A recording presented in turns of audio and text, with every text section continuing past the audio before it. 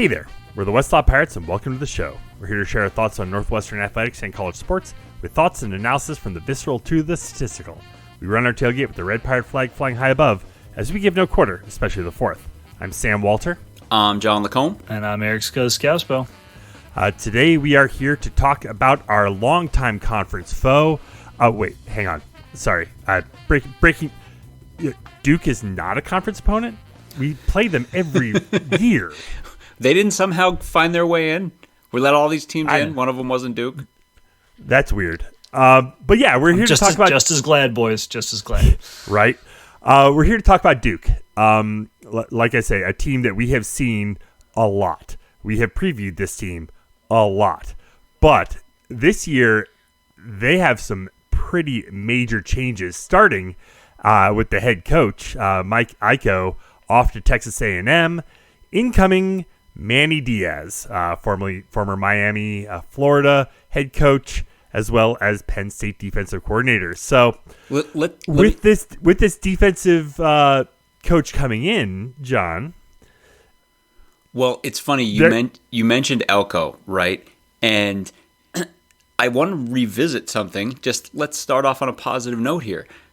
If we go back a year to when we previewed Duke last year, and there was a lot of kind of doom and gloom heading into the Duke game, which, of course, as we know, didn't end up being a great game for Northwestern. But when I was talking about the Duke defense and how good I expected it to be last year, one thing I talked about that was like, if you can take a silver lining out of this as a Northwestern fan, look at how much and how quickly Duke totally transformed because the defensive coaching and the overall coaching on the football team took a great leap up. Northwestern could do that on the defensive side of the ball too, and that's exactly what happened. If you could have gone back to when we were recording that pod and be like, this thing that you're really hoping is going to happen, it's absolutely going to happen, and Northwestern's going to have a very good football team as a result. So fantastic. It's so great. It played out exactly how we wanted it to play out. Now, right, as Sam said, now we get this big turnover because Elko is gone now, and we're left with still two things we know quite well, Duke and Manny Diaz, right? And obviously, we don't exactly get stoked as Northwestern fans when we think about either one of them. Just if we look at last year as an example, not a lot of positive Manny Diaz memories, not a lot of positive Duke memories. Can we pause very, very briefly? Yeah. So Manny Diaz coached one of, if not the best defenses in all of college football, and his reward is to be head coach at Duke. Right. Well, interesting you say that, right? Because you're like, wow, this guy should get Duke. Why doesn't he get some major job? It's been tried before. The tires, the tires have been kicked here.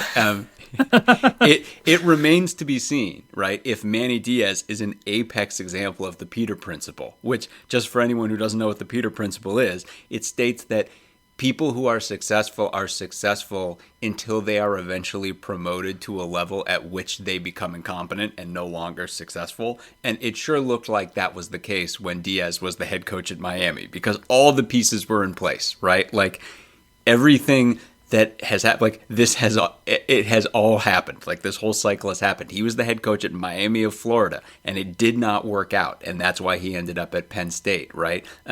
It didn't work once. Let's pray that it doesn't work this time either, and let's pray that starts right off the bat when we have to play Duke. But Lordy, when he's a defensive coordinator, can that man coach a defense? Holy crap. And just as Gus said, he just got done putting together one of the most terrifying, most effective defenses the Big Ten has seen in recent history, right? And of course, like Gus said, it's Duke, but he's going to try to do the exact same thing at Duke as a head coach that he did at Penn State as a defensive coordinator. And of course, this is a team that was already in a good place defensively, as we talked about at length, thanks to Mike Elko. And Diaz went and got Jonathan Patke, who is a guy he has a lot of coaching experience working with. He's worked with him a ton. He installed Patke as his DC.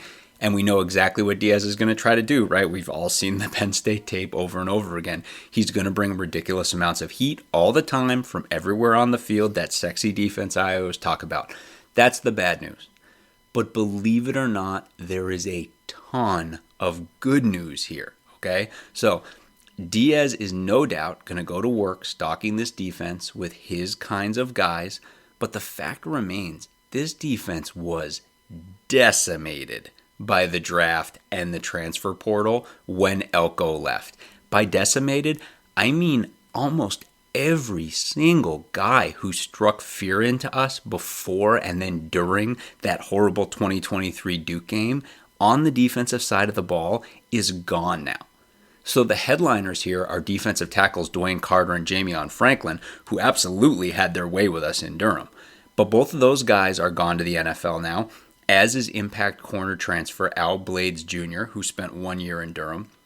But then the portal saw a ton of other good Duke defenders leave for good college teams. Star cornerback Brandon Johnson went to Oregon. Star linebacker Dorian Mousey went to Auburn. Star defensive ends Aeneas Peebles and RJ Oben went to Virginia Tech and Notre Dame. These are all guys we had big problems with last year, and they're all gone now. So honestly, Duke really brings back just 2 impact guys. Linebacker Jalen Stinson, who also put his name into the portal and then pulled his name back out. And then, really the guy who is the headliner for them now, excellent, potentially an all Big Ten level safety. All ACC level safety in Trey Freeman. But this defense has been gutted everywhere else, especially up front where it really counts. We're going to be playing a defensive line that is either completely green or has transferred in from non-Power 5 programs, and all of those guys are going to be learning a totally new system. So last year, for juxtaposition, we were talking about this before we started the pod, the defense on this team was so deep last year that they were blessed to have a guy like Jeremiah Lewis, who, had spent a year at Northwestern and then transferred back to Duke, a great safety, as effectively like a reserve, utility player that they used as necessary in the safety core. He would 100% start for this team. It's a totally new ballgame, but he's gone. He's out of eligibility. He's got his degree. So this year, they are going to be leaning hard on Jalen Stinson at linebacker, hard on at Freeman in the secondary, and they're majorly going to be trying to figure things out everywhere else, especially at the start of the season. I can't stress this enough. For our offense, after all of these years, all these go-rounds with Duke, this is absolutely the right time to be playing this Duke team and this coach, okay? It is not going to get better than this. We have to capitalize right here. We've talked about, I feel like we talked about it when we talked about Big Ten Media Days in the pod that we recorded that was bookended with the Eastern Illinois pod, but there is all this potential relative to our offensive line if all the pieces slide into place and everything gets sorted out and, it really gels quickly. This is the game where those guys could majorly show out. If it comes together, all the guys your Josh Thompsons, right, your Caleb Tiernan, a Jordan Knox, etc., those guys could really show out in this game. They could enjoy a big advantage, and that could really allow us to move the ball on the ground, just like Braun really emphasized in media days that they really want to try to do. The pieces are all potentially in place for all of that to lock in and us to have major success offensively in this game. And from where I sit, that could be the key to us taking back control of this rivalry. So Scuzz, the guy who really struck fear in our hearts last year, Riley Leonard, not there anymore. He's matriculated his way to South Bend. Great. Good for him. Congratulations. Tell us about what's left of the Duke offense. When as we have been going through the Big Ten over the years, it is rare when we stumble across the team that is great on both sides of the ball. That was our take on Michigan last year, which is why we thought they had a real shot at winning it all. It is not quite as rare, but maybe more joyful when we find the occasional team that is going to be rough on both sides of the ball. And I believe we may have found them here in Duke. Furiously crossing fingers. specifically, it's a really great thing for us that we get to play this offense so early in the season because they're going to be vulnerable. And why is that? Literally everything is new. New head coach, new staff, new scheme, new quarterback, brand new offensive line. Like, buckle up, folks. So I briefly want to touch on last year's Duke team, only because they thrashed Northwestern head-to-head, and then they looked really pedestrian the rest of the year. And the critical thing to remember is that the NU game was Riley Leonard's second-to-last healthy game of the year. In Week 1, they thumped Clemson. Then they crushed Lafayette. They beat us in Week 3. They hammered UConn in Week 4. And then Leonard got hurt versus Notre Dame in a game that Duke absolutely should have won. Yeah. And the rest of the year, they fell off a cliff. And it's because Leonard was such a focal point of their offense. He tried to get back on the field, but he was a shell of himself. And the threat of his legs was such a key part to the RPO-heavy offense that they ran. His hurt ankle just killed their offensive strategy. Now, the only piece of this that is relevant to this year's Duke team, because of all the turnover I alluded to, is that backup quarterback Grayson Loftus, who played in parts of 8 games, did not look good. He put up stats that were solidly worse than what Leonard did his very first year as quarterback in 2021. And so as such, Duke's offense is completely starting over. They do have a little bit of continuity to the old regime at wide receiver and running back. They've lost their top guys. Jalen Calhoun is gone. Jordan Waters is gone. These are names that we talked about a lot in the past. The rest of the depth at those positions is there, and so they've got some talented guys that came in and did some things. They've got, Jordan Moore led them in receiving yards last year. Jaquez Moore split time with Waters. He was clearly the number 2 guy, but still had 116 carries. So they've got some solid players at the skill positions, and they're going to be solid and competent, if not deep or explosive. But the huge question is how to get those guys the ball effectively without Leonard. I mean, when he was hurt last year, they were so meh on offense. They lost 6 points per game from the year prior. Their completion percentage dipped almost 8%. They really struggled across the board. Their rushing yards, the yards per carry stayed the same, but they decreased like 20 yards per game because their offense just wasn't on the field as much. So this leads us to an upside, a downside, and a quandary as we address the Duke offense in 2024. So the upside is that former Texas quarterback and very highly rated prospect Malik Murphy looks to be the likely starter at Duke. Now, he played 2 games last year for Texas while Quinn Ewers was out hurt. He looked really good in a win over a bad BYU team, and he looked very pedestrian in a game against a really good Kansas State team. Now, Texas still won that game, but, still. Malik is a pretty middle-of-the-road QB based on those very 2 small data points. For the season, he 56% complete, 3 TDs, 3 picks. Nothing to, scream or write home about. He is a huge dude. He's 6'5", 240 pounds with a gargantuan arm. But he doesn't run. He topped out in the recruiting rankings during his junior year, fell off a bit senior year due to an ankle injury. He can throw the ball forever, but pocket movement and presence, etc., is going to be a concern. And it's going to be a much bigger concern because they're starting over on offensive line.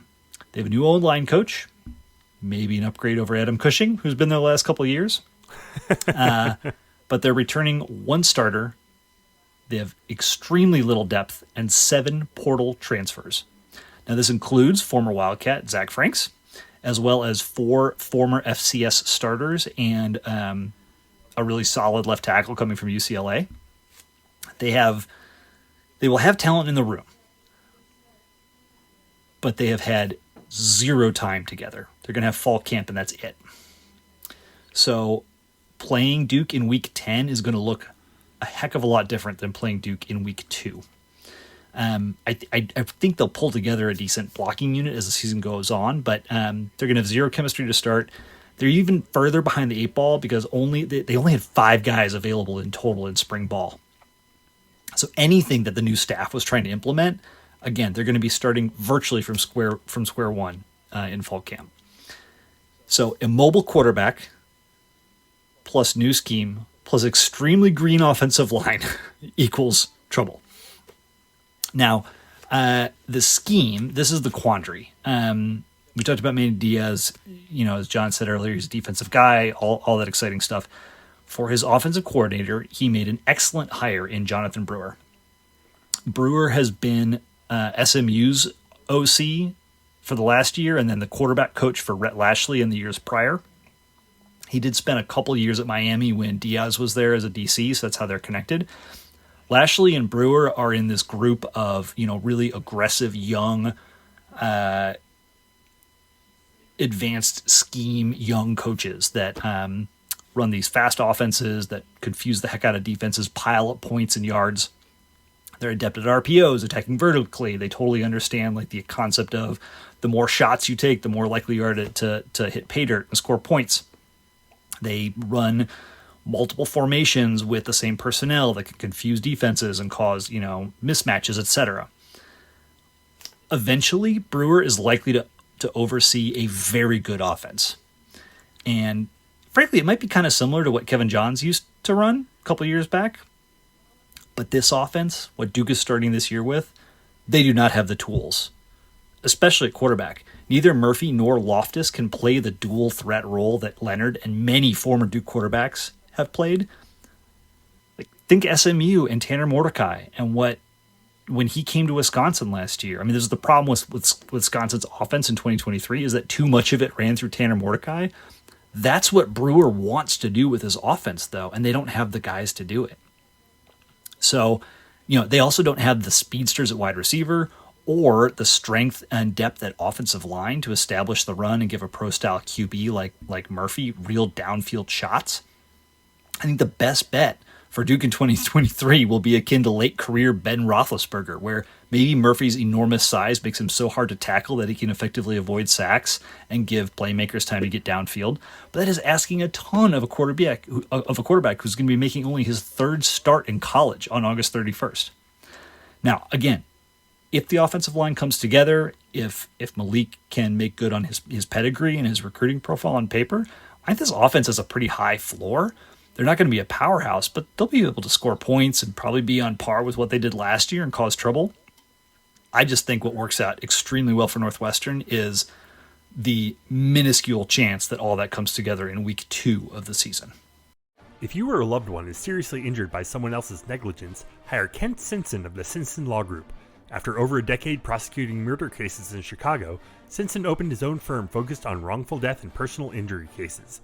He specializes in car, truck, motorcycle, boat, and other transportation accidents, as well as construction accidents, medical negligence, slip and falls, product liability, and more.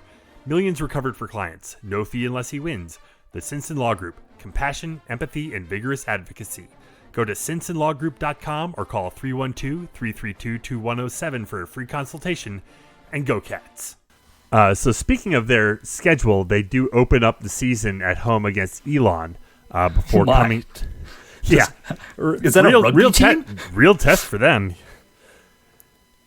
Yeah, all I know about Elon is their FCS, and they were always one of the 5 FCS teams in the old NCAA football game. I have not played the new one yet, so I can't speak to whether or not they're there. But yeah, I always remember seeing Elon in the old games. So that is the extent of my knowledge about Elon. So it's a lovely, America's lovely top-ranked teaching university.